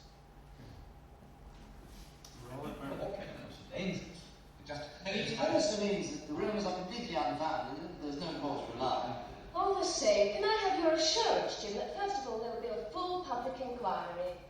Actually, public inquiry? The minister was about to say there's absolutely no need for public inquiry. The matter is being fully investigated already and a report will be issued shortly. Listen, I came here to talk to Jim. And indeed you are talking to him. But he's not answering, you are. The minister and I are of one mind. Whose mind? Your mind? Listen, I've heard on the grapevine that this factory will be making a chemical that poisons Seveso in North Italy. No, that's not true. Isn't it? The chemical in Seveso was dioxin. This is metapite. That must be virtually the same thing. It's just a similar name. It's the same name with meta stuck on the front. That makes all the difference. Why? What does meta mean? What does meta mean, Humphrey? Oh, it's very simple. It means with or after, sometimes beyond. It's from the Greek, of course.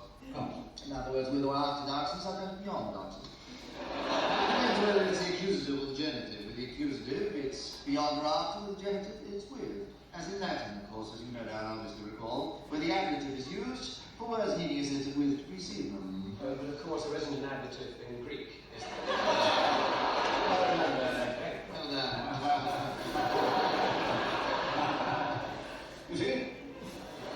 Not exactly, no. I should have thought that was perfectly plain.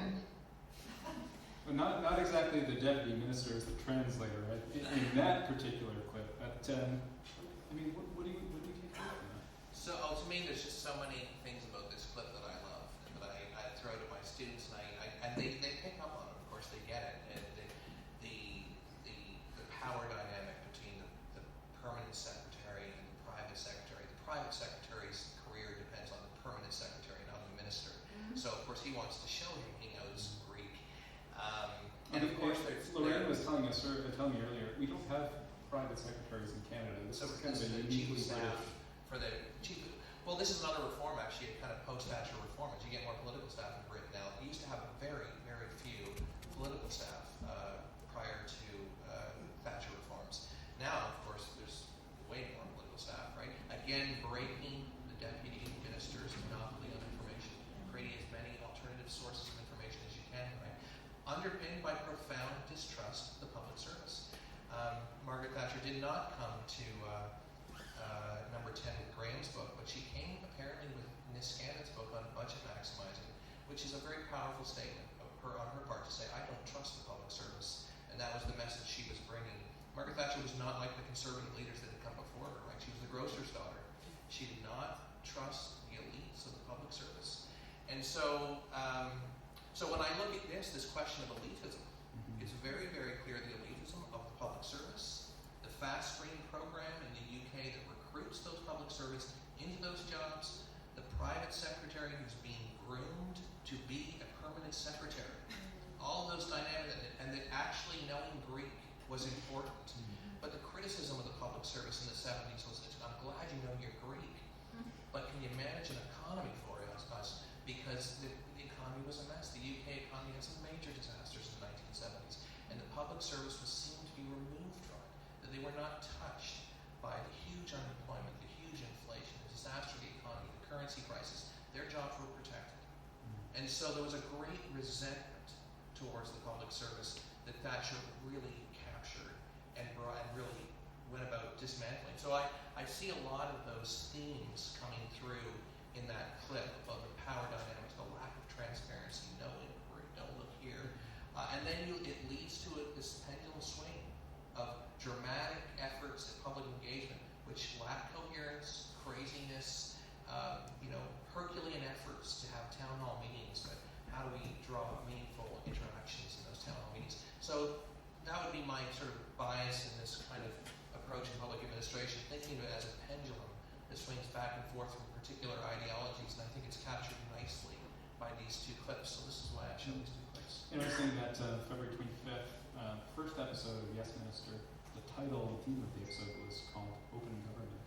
Oh, that is funny. Yeah.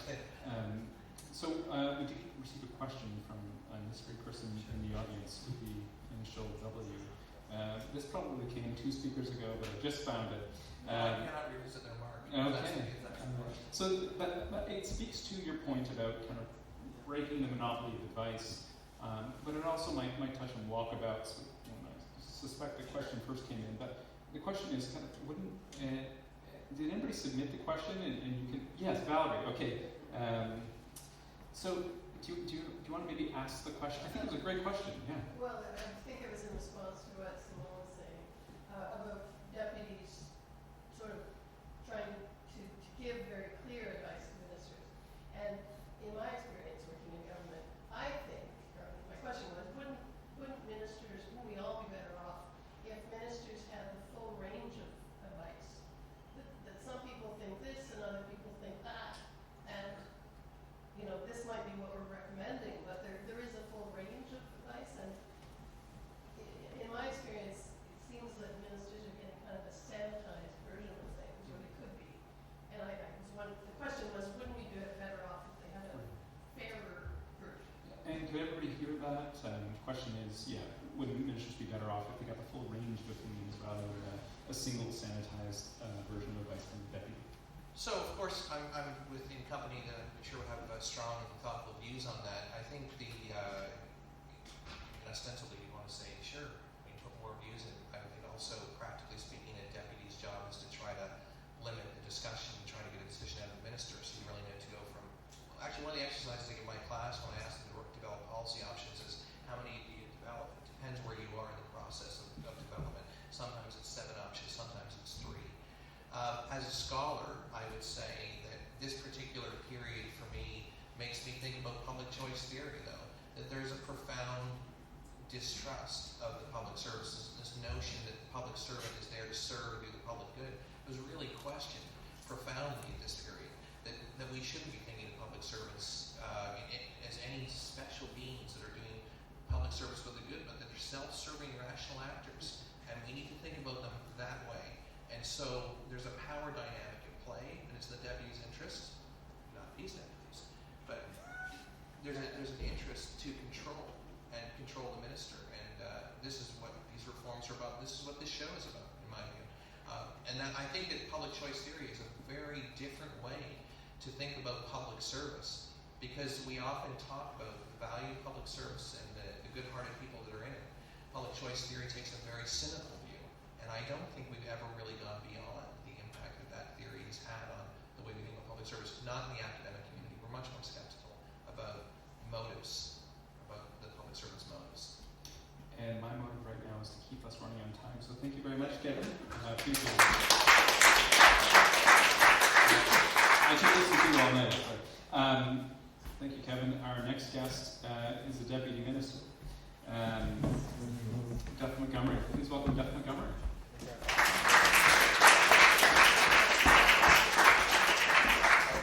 It kind of feels like David Letterman. Yeah. Okay. Deputy Montgomerie, you've been a Deputy Minister since 2007. You are now the Deputy Minister of Labor and Advanced Education. Previously served as Deputy Minister of Natural Resources. Before that, Deputy Minister of Health Promotion and Protection. Rearranged since then. You've got a good clip coming out that relates to health promotion. You bring a unique perspective, having first worked in the civil service, and then you also have the experience of working in the Premier's office and in the Minister's office. So from the permanent official side to the elected official side, and then back to the civil service side. So you've kind of seen things from the party side, the hacker side, and the Sir Humphrey side, if I can kind of put it that way. I mean, how true is this series? And do you have any stories? Has this sort of yes minister moment happened to you over the course of your career?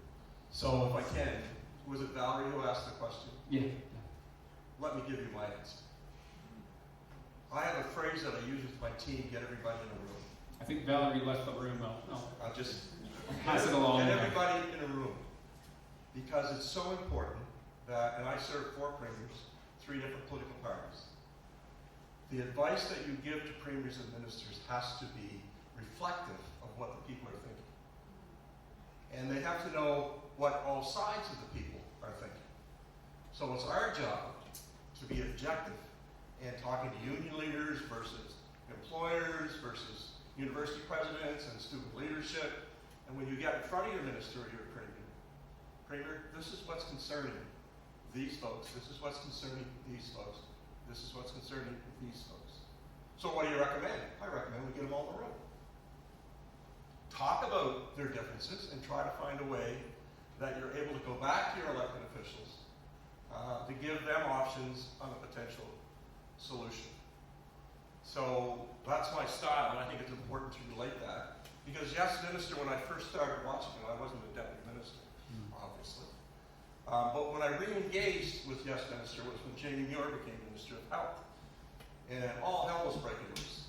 And, he's new Minister of Health and so on. And I was trying to find a way to help him loosen up. And one of the great scenes in Yes Minister was the hospital built in the middle of nowhere. And there's one in Nova Scotia built in the middle of nowhere between Port Hawkesbury and the Dam for political reasons. Because the government couldn't decide which community to put it in. So I said to Jamie, remember the scene where the minister is really perturbed? He's showing the question here, he's got to explain. Why is the hospital half full? What am I going to say? He says to his deputy. Deputy says, not a problem, sir. You just tell them that the health policies of your government are working so well, the hospital's only half full. So, anyway, a lot of interesting dynamics. The other thing, if I can think of, and I want to get a little humor in here. I look at West Wing. I look at West Wing, and I look at this, and I want to meet the writers. I want to meet the writers. Because, man, did they ever nail it. And if you watched West Wing, and I was in the Premier's office when we were watching West Wing, and my wife would say to me, are they always walking and talking like that? Graham will know this too. They're always moving and walking. I said, oh yeah, that's the way it is. So, the show, I view Yes Minister as a kind, warm show where they treat each other with respect, with humor, but they get at serious social issues in a wonderfully kind way. And that's why I enjoy it. So, I think we're due for a little reminder. So, we'll start with your first clip. You had 3 really good ones. We'll start with the first Context real quick, is it the tobacco one? Not yet. It's what was called the next Prime Minister. Yeah. Oh, the next Prime Minister. Self-explanatory. When you get to the clip where they're talking about the next Prime Minister and what's important, and you're going to love this one.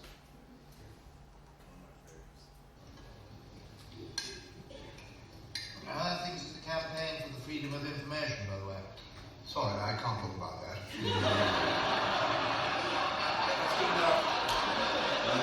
We'll pause it there, yeah. Yeah, that's good. I wasn't sure where to splice it. It does go on, but yeah, I thought that might be what you So we're going to be emphasis on freedom of information. Oh, what are you going to do? Can't tell you. Yeah. There's a little fun and irony in all of that. Freedom of information, the way I treat freedom of information, if I get a media request, I will say, why don't we bring that person in?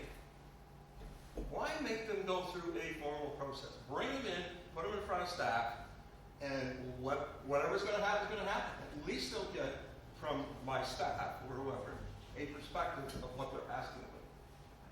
And I got to tell you, we have an amazing relationship with the media.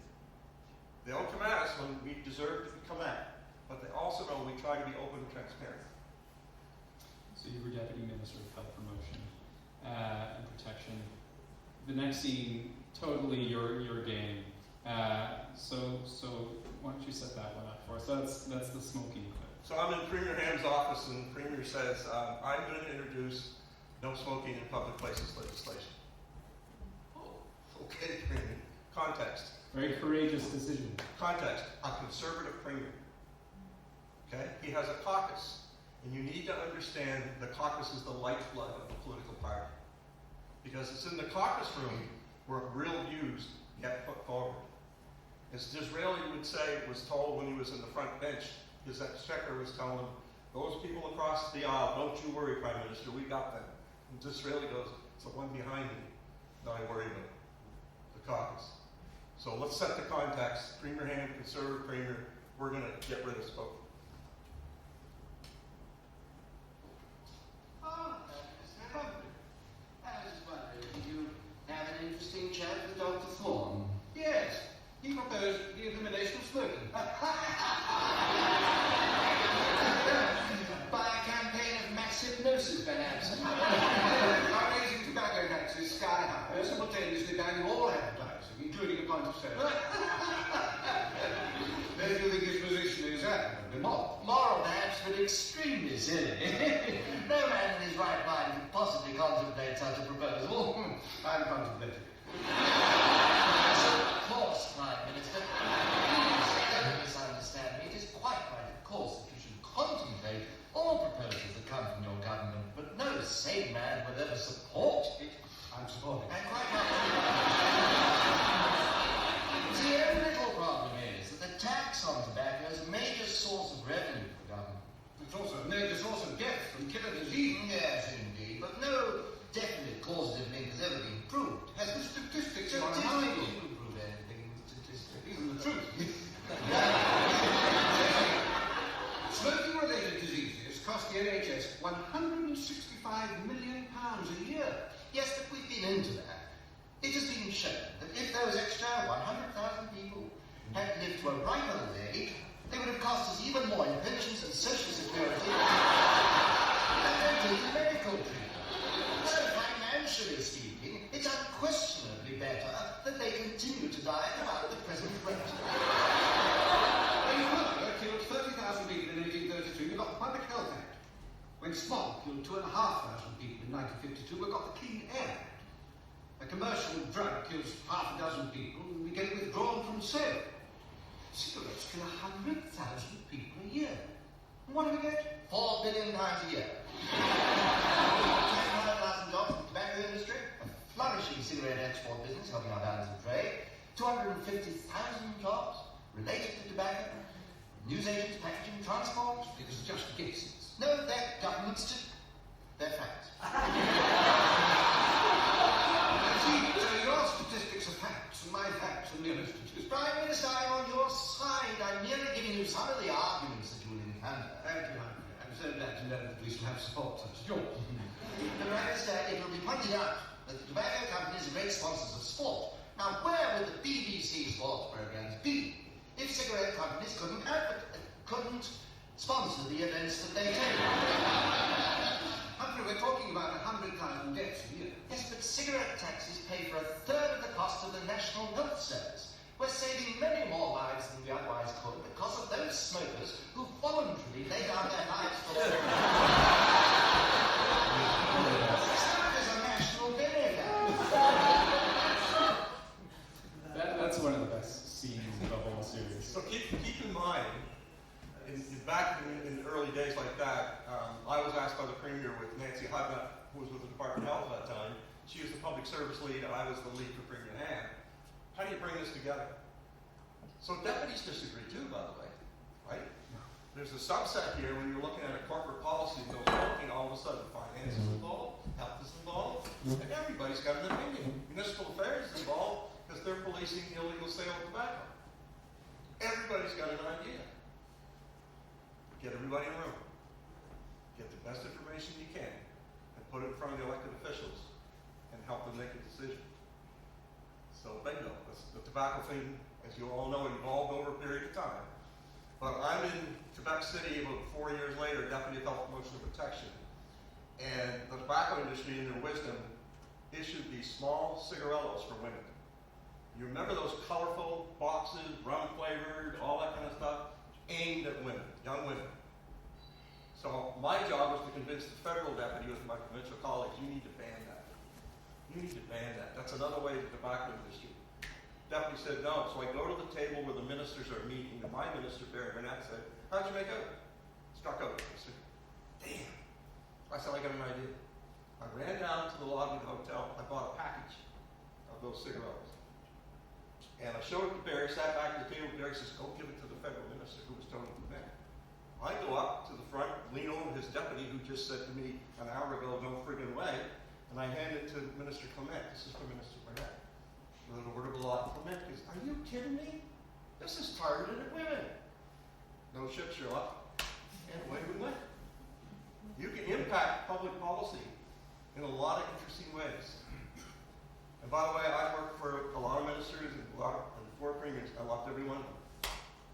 I did. They're human beings, like we're human beings, and you're trying to figure what's the best, if their heart's in the right place, and I'm telling you, I didn't meet a premier that really didn't care about this province.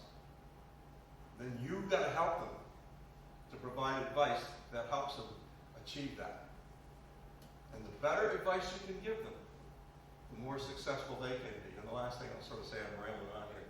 Public servants love to see their minister succeed. They love to see their minister succeed. Not because they're an NDP or Liberal or Conservative, because that minister is their leader. And we want them to succeed. Sometimes our passion might get in the way, and we might not be as objective as we should be, but they want to succeed. So. That's beautiful. Yeah. And a lesson for all of us in taking those small acts of courage, calculated. But that's beautiful. Why don't you walk us through your third clip? This is about the civil service in essence. I think was the YouTube upload, but it's actually about the opposite end of a civil service career. Someone looking at leaving the civil service and describing some reasons why. So, but maybe set that up for us. I picked this one because I always tell my team that your role is to gain the trust of stakeholders. Your role is to get out there, roll up your sleeves, try and understand what the union folks, the construction folks, the university presidents, what are they really saying, and develop a relationship with them. Because then when I'm going to brief the minister, you can tell me exactly what they're saying. By the way, I work hard at that too. It's called empowering your people. Take some risks, get out there, know those front end users, and learn a little bit about them. And this is a good clip about a civil servant who was totally frustrated. Quite honestly, Minister, I want a job where I don't spend endless hours circulating information that isn't relevant about subjects that don't matter to people who aren't interested. I want a job where there's achievement rather than merely activity. I'm tired of pushing paper. I want to be able to point to something and say, I did that.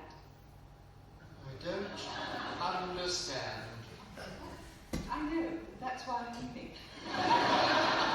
Surely not saying that the government of Britain is unimportant. No, it's very important. It's just that I haven't met anyone who's doing it. Now, I feel like we robbed ADM Laura McCacken because I said that quote, too much civil service consists of circulating information that isn't relevant. I said that was attributed to Sir Humphrey, which was actually the young civil servant. So you've been robbed grievously. I apologize. We will make amends. But I mean, do you see that? Does that happen? Do you see what do you do when you have employees that are really frustrated in the department and struggling to find a meaning in it all? And how do you console them? Be a good listener. Really try to understand what people are trying to articulate and why people are upset. Not that you try to bend to solve their problem, but you try to understand their problem. Because your job as a deputy is to articulate to your leaders what's going on. My favorite tar ponds. And you'll remember Bruno Marcocchio and all the angst and all of the anger and all the whatever. And Premier Hammond said, how do we get out of this mess in the context of that community thing's not working? So I said, let me go meet with some people in the community. Premier says, great idea. Some of the political people didn't think it was a great idea. I said, no, we can set it up. I can meet with them anonymously. Premier said, go do it. It's a beautiful summer day. I'm meeting with 3 citizens of Whitney Pier. And they looked at me and they said, Duff, you need to know a couple of things. We don't care. We don't care about all the noise and the community group. And the only thing we want to know are our children and our grandchildren safe. That's all we want to know. And we don't want you to tell us they're safe or Premier Ham to tell us they're safe. We want science to tell us they're safe. And by the way, why don't you have an office here in Sydney for the tar ponds? It's a huge project. You're all meeting in Halifax. So I go back to Premier Ham and his deputy and the chief of staff. We reached out to Alan Rock. He paid for like 50 scientists to go in there and do the testing, and he set up the tar ponds agency. That group had me back for a barbecue in the back deck at the end of the summer. While all the scientists were drilling holes all around. Take some rest. But there again, there's a premier who wanted a solution. And they like risk takers who do risk in a wise way. And I've never been told by a premier to be bent in a political way at all. Just go out there and tell me what you think and come back. Because they would say to me, my job is to make the final decision, not you. Wow. Okay. I really want to join LAE now. You seem like a great person to work with. So, thank you very much, Duff. I really appreciate it.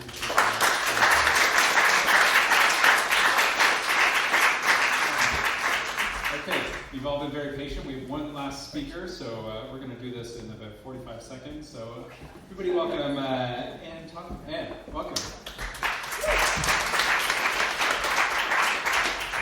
So, Anne, switch it a bit longer than 45 seconds, maybe. You have degrees in Russian studies, urban planning. So you bring kind of a municipal affairs, HRM voice to this discussion, which is really good. And you've also worked in the Ontario Civil Service in their Ministry of Health, the ministries over there, right? But the clips you chose for us today are more on the municipal side of things. So I wonder if you can kind of maybe tell us why you've chosen the clips you have, and they come from this episode called Quality of Life. So maybe set up the first clip for us. Well, the episode there are 2 different concurrent themes in it really. One is a developer's trying to get some additional height for a building. I'm sure we're all familiar with that dynamic. He has a 38-story building, he wants 6 more stories, but the minister's party manifesto has said they don't want any new buildings higher than 8 stories, so he would get along very well in Halifax. But obviously some sort of dynamic there. And the developer suggests from Glazebrook, who we'll see in the clip, says to Humphrey, oh, well, then that's it then, the decision is made. And Humphrey says, well, no, not quite. And we didn't quite have time to fit in this clip, so I had to write down his exact quote. Humphrey says to him, there is an implicit pact between the minister and his staff. If the minister allows staff to help him implement the opposite policies from their manifesto, which he now realizes is incorrect once he's in office, staff will help him pretend that he's doing what he said in his manifesto. And I find that this dynamic can happen quite a bit, not that we're deliberately setting out to deceive people, but you have a lot of party platforms that are written by, they're well-researched, they're really idealistic, and they're things that often government has considered, and there are reasons why they aren't implemented, and it's only once they get into power that people really can understand that. So maybe if we just do the first clip there. Sure. Hi, Steele. What a pleasure. Well, what can I do for you? Well, it's these extra stories, 6 of them. Only. We're making the formal application later, of course, but any guidance that you can give us. I think I ought to warn you, but I have the greatest misgivings about these great tower blocks. This is how we make our profits. 6 extra stories, and we'll really clean up without them. We'll only make a measly 28% on the whole project. I see. It's just profits. It's not just profits, it's profits. Don't you make anything but money? No, why? What about beauty? Beauty? This is a building, not an oil make sure it's part of the environment. It's bound to be once it's there, isn't it? Now, I'm sorry, Mr. Desmond. There is just one thing, Minister. As you will remember from the papers, similar permission has already been given to the Chartered Bank in New York. So to refuse it to a British bank... Exactly. So it's all right then. Well, no. No, it isn't. Why not, Janet? Well, it's not necessarily... It doesn't... The Minister is very concerned that a further tall building would clutter the skyline. That's right. Clutter the skyline. Also, don't be worried that more office workers in the area would put excessive strain on public transport. Yes, I'm deeply worried about public transport. It points out that it would overshadow the playground of the St James's Primary School. Quite right. And have a large number of private gardens, which would be an intrusion of privacy. Pollution. And furthermore, the Minister points out, most astutely, if I may say so, Minister, that the bank does own a vacant site not very far away, which would accommodate your expansion needs. Where? Oh, there. That's the river, isn't it? I mean, it's not actually in the river. I mean, just the arguments that we raise, feels like I'm reading, but the willow tree development, shadows in the comments, and this. I mean, how does this feel like the planning department today? Does it? Do you hear those sorts of comments? It's been an eventful time in HRM with a lot of developments coming up. Yes, we definitely do, although I will shout out to the development community. They do worry about what the building looks like. It's supposed to look nice now. Yeah, I mean, there's this constant conflict that people think councillors, if they get donations from developers, it means that they're in the developer's pocket. But I don't, that's not really the case. I mean, and I think there might be rules coming in to stop it, I'm not sure. But, council will look at the staff's recommendation, which deals with all the things that Sir Humphrey just listed, and make their decision. And it's in another episode, I think, but the minister refers to the civil service as the opposition in residence, as opposed to the opposition party, which is just in exile. And the media as the other opposition. Yeah, and I think that there's really a nugget of truth in that, because especially in municipal government, we don't have an official opposition. It's question period. It's every Tuesday at council chambers where council goes head-to-head with staff on their recommendations, and that's where we see that whole dynamic played out. And the idea of transparency, which some of our speakers have spoken on, is really something that it's interesting because a lot of the briefing notes and discussions at the other levels of government never come into public play. But ours, every Friday afternoon, it's posted there on the website. And yeah, it makes for an odd conversation sometimes when you go in saying, here's my advice, council debates it and rejects it or modifies it, and you come out and the media's there and you're like, yep, that was the right decision, right thing to do. And it kind of speaks to some of that idea about you need to believe in what you're implementing in order to do it. And the real decision it comes down to is this is council's direction and that's what we do. It kind of makes you wonder if there's a bit of culture shock for federal, provincial employees, public servants that kind of move to municipal government, and there takes some time to get used to this different way of doing things. So, has that ever happened with you? Well, when I first started at HRM, I had come from the public service in Ontario and also in Alberta, so I came with that much more that mindset, and it took me a while just to figure out exactly how we were organized. It's like, is the chief administrative officer, is that our deputy minister? No, not really, he's head of the civil service. Okay, how does this work? Who are our deputy ministers? Well, we don't really have any. Who's the political staff? Don't have any. It takes a little bit to get used to.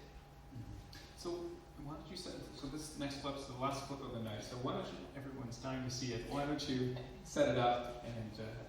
So I mentioned that there were two concurrent themes in this particular episode, and one is about the building discussion. The other is the minister is on his endless quest for good publicity. And so to get a big splashy photo op, he goes to a city farm in the inner city to get some great photos with cute kids and furry animals. The city farm's lease is coming up. It's due to expire, and they asked him, like in front of the cameras and the press, will you do everything you can to ensure that we're able to stay here? And he indicates that he will.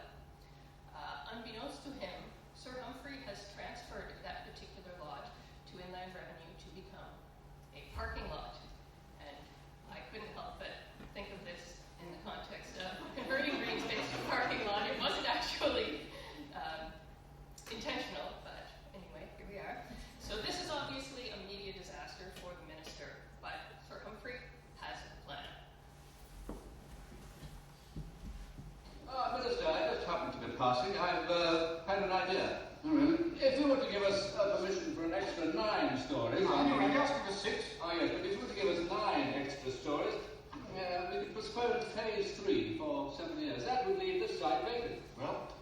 Well, I was reading this morning in the Financial Times about your visit to the city farm. I thought it was a jolly good wheeze. And you see, our phase 3 site is only 200 yards from it, so you could use it to extend the farm, or if they had to move for any reason, it's actually a bit larger. We thought of calling it the James Hacker Quigley Animal Sanctuary. Animal Sanctuary, anyway, and 9 stories really isn't very much, is it? James Hacker, Animal Sanctuary.